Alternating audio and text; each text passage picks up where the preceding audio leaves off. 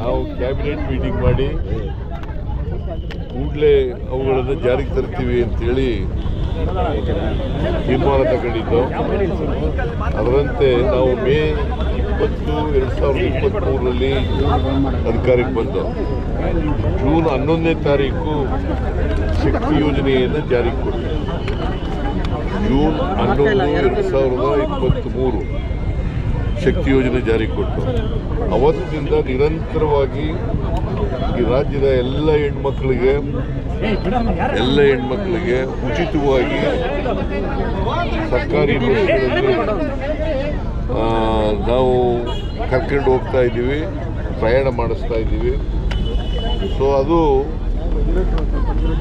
ಇವತ್ತು 500 ಕೋಟಿ ಟ್ರಿಪ್ಗಳು ಹೆಣ್ಮಕ್ಳು ಮಾಡಿದ್ದಾರೆ.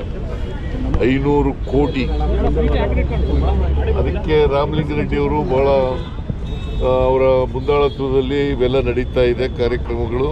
ಅದಕ್ಕೆ ಇದು ಒಂದು ವಿಶೇಷ ಕಾರ್ಯಕ್ರಮ ಅಂತೇಳಿ ಇವತ್ತು 500 ಕೋಟಿ ಮಹಿಳೆಗೆ 500 ಕೋಟಿ ಪ್ರಯಾಣ ಮಾಡಿದಾರಲ್ಲ, ಆ ಟ್ರಿಪ್ಗಳಲ್ಲಿ ಮಾಡಿದಾರಲ್ಲ, ಅದಕ್ಕೋಸ್ಕರವಾಗಿ ಇವತ್ತು ಸಾಂಕೇತಿಕವಾಗಿ ನಾವು ಟಿಕೆಟನ್ನು ಕೊಟ್ಟಿದ್ದೀವಿ ಹೆಣ್ಮಕ್ಳು.